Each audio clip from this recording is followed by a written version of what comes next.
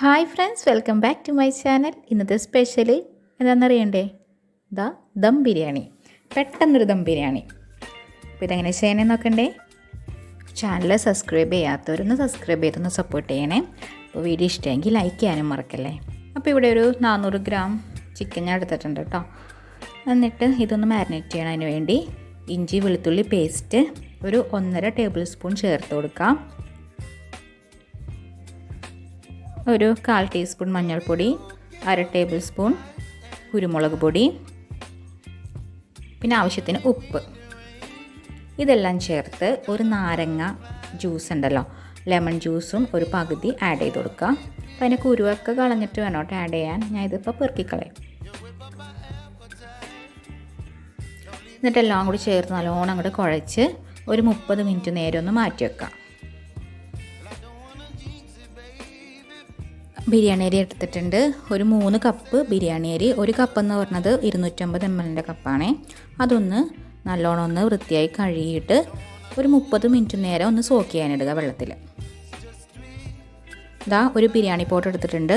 അതിലൊരു 6 കപ്പ് വെള്ളം ചേർത്തിട്ടുണ്ട്. അരി അളന്ന അതേ കപ്പിലാണ് വെള്ളം ചേർത്തത്. ഇരട്ടി വെള്ളം. അരിയുടെ 3 ആയിരുന്നു, അതിൻ്റെ ഇരട്ടി 6. അപ്പോൾ ആദ്യം ഇട്ട് വെക്കാം നമുക്ക്.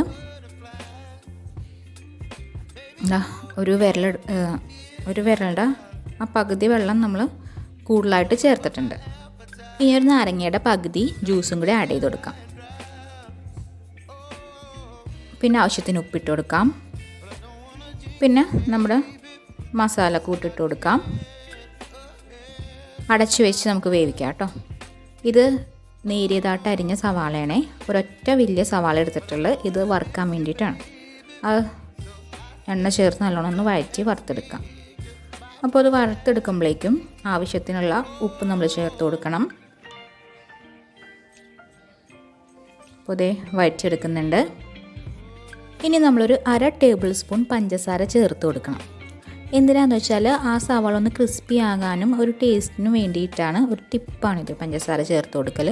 നമ്മുടെ സംഭവം റെഡി ആയിട്ടുണ്ട്. നമുക്ക് മാറ്റിയെടുക്കാം. ഇനി അടുത്തത് അതേ ചട്ടിയിൽ തന്നെ നമുക്ക് കിസ്മസ് ഒന്ന് വറുത്തെടുക്കാം. കിസ്മസൊക്കെ നല്ലോണം വീർത്ത് വന്നിട്ടുണ്ട്. നമുക്കിനി കോരി മാറ്റാം.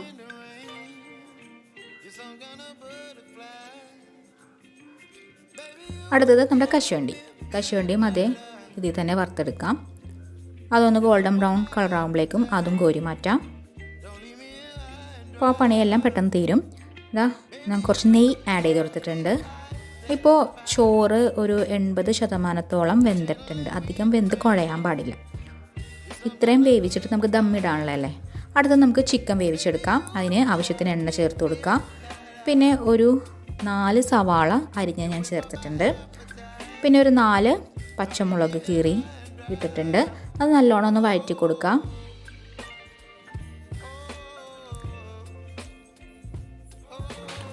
ഇനി ഒരു 1.5 table spoon ginger garlic paste, ആവശ്യത്തിന് ഉപ്പും കൂടി ചേർത്ത് നല്ലോണം വഴറ്റിയെടുക്കാം. അതിൻ്റെയൊക്കെ ഒരു പച്ചമണമൊക്കെ മാറി ഒന്ന് വഴന്ന് വരുമ്പോഴേക്കും നമുക്ക് പൊടികൾ ചേർത്ത് കൊടുക്കാം. ഒരു 1/4 ടീസ്പൂൺ മഞ്ഞൾപ്പൊടി ചേർത്ത് കൊടുത്തിട്ടുണ്ട്. ഇനി മുളക് പൊടിയാണ്. അത് ഒരു 2 ടേബിൾ സ്പൂൺ മുളക് പൊടി. എരിവിനനുസരിച്ച് ചേർത്താൽ മതി കേട്ടോ. ഇതിപ്പോൾ ഇച്ചിരി എരിവാകും. ഒരു 1/2 അല്ല ടേബിൾ സ്പൂൺ മല്ലിപ്പൊടി. എരിവ് കുറവ് മതിയെങ്കിൽ അതനുസരിച്ച് ചേർത്താൽ മതി. നല്ലോണം വഴറ്റിയെടുക്കുക. അതിൻ്റെ ആ എണ്ണയൊക്കെ ഒന്ന് തെളിഞ്ഞ് വന്ന വരെ ഒന്ന് വഴറ്റി കൊടുക്കുക.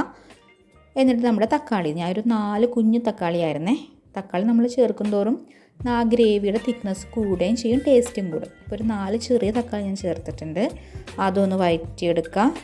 അതിന് കുറച്ച് വെള്ളം ആഡ് ചെയ്തിട്ട് വേവിച്ചെടുക്കണം തക്കാളി, എന്നാലേ നല്ലൊരു ഗ്രേവി ഉണ്ടാവുള്ളൂ. അതൊന്ന് വെന്ത് വന്നപ്പോഴേക്കും നമുക്ക് ചിക്കൻ ആഡ് ചെയ്ത് കൊടുത്ത് ചിക്കൻ ഒന്ന് വഴറ്റിയെടുക്കാം. ആവശ്യത്തിന് വെള്ളം ചേർത്ത് ചിക്കൻ ഒന്ന് വേവിച്ചെടുക്കാം. അധികം വെന്ത് കുഴയേണ്ട ആവശ്യമില്ല കേട്ടോ, കാരണം നമുക്ക് ദമ്മിടാനുള്ളതല്ലേ. അതും ഒന്ന് അടച്ചു വെച്ച് ഒന്ന് വേവിച്ചെടുക്കുക. ചിക്കനിൽ ഓൾറെഡി നമ്മൾ ഉപ്പ് ചേർത്തിട്ടുണ്ടായിരുന്നു. അത് വെന്തു. എന്നിട്ട് നമ്മൾ ആ ചിക്കനെല്ലാം കറിയെല്ലാം വേറൊരു പാത്രത്തിലേക്ക് മാറ്റി. എന്നിട്ട് നമ്മൾ ദമ്മിടാൻ പോവാം. ഇച്ചിരി ഗ്രേവി ആ പാത്രത്തിൽ വെച്ചിട്ടുണ്ടായിരുന്നു. എന്നിട്ട് നമ്മുടെ സവാള നല്ലോണം കൈകൊണ്ട് തന്നെ പൊടിച്ചെടുക്കുക. എന്നിട്ട് അതൊന്ന് തൂക്കി കൊടുക്കുക. ആ ഗ്രേവിയിലൊന്ന് തൂക്കി കൊടുക്കുക. എന്നിട്ട് കുറച്ച് റൈസ് ആഡ് ചെയ്ത് കൊടുക്കാം. എന്നിട്ട് അതിലേക്ക് നമുക്ക് നമ്മുടെ ചിക്കൻ പീസ് ആഡ് ചെയ്യാം, കുറച്ച് ഗ്രേവി ആഡ് ചെയ്യാം, പിന്നെ കുറച്ച് മല്ലിയില ഇട്ട് കൊടുക്കാം. അപ്പോൾ പൈനാപ്പിൾ ഉണ്ടെങ്കിൽ അതും ചെറുതായിട്ട് അരിഞ്ഞിട്ട് കൊടുക്കാം. നമ്മുടെ കിസ്മസും കശുവണ്ടിയൊക്കെ വിതറി കൊടുക്കാം. ഇനി അതിന് പുറത്തേക്ക് ഇതേപോലെ തന്നെ അടുക്കടുക്കായിട്ട് നമുക്ക് ദമ്മിട്ട് കൊടുക്കാം. ഇത് ലാസ്റ്റത്തെ ലെയറാണ് കേട്ടോ. ഇനി ഇതിലേക്ക് ബാക്കിയുള്ള ഐറ്റംസ് എല്ലാം നമുക്ക് ഇട്ട് കൊടുക്കാം. സവാളയുടെ പൊടി, കിസ്മസും കശുവണ്ടിയും മല്ലിയിലയൊക്കെ ഇട്ട് കൊടുത്ത് നമുക്കൊന്ന് ഡെക്കറേറ്റ് ചെയ്യാം.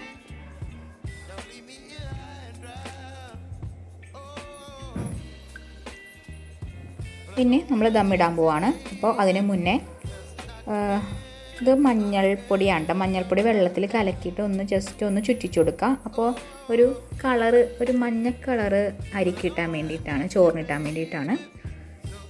പിന്നെ ഒരു തവ ഞാൻ ചൂടാക്കാൻ വെച്ചിട്ടുണ്ട് ഇവിടെ. പിന്നെ അവസാനമായിട്ട് നമുക്ക് ആവശ്യത്തിന് നെയ്യ് ചേർത്ത് കൊടുക്കാം. മൂടി വെച്ചിട്ട് നമുക്ക് ആ തവയുടെ മുകളിലേക്ക് എടുത്ത് നമ്മുടെ ബിരിയാണി പോട്ട് വെച്ച് കൊടുക്കാം. ഒരു 15 മിനിറ്റോളം നമുക്കിതിങ്ങനെ ബേക്ക് ചെയ്തെടുക്കാം. അപ്പോൾ നമ്മുടെ ദം ബിരിയാണി റെഡിയായി കഴിഞ്ഞു. അപ്പോൾ കണ്ടില്ലേ, ആ മഞ്ഞളുടെ ആ കളറെല്ലാം ശരിക്കും ആ ചോറിലേക്ക് വന്നിട്ടുണ്ട്. അപ്പോൾ ഇത്രയുള്ള നമ്മുടെ ദം ബിരിയാണി.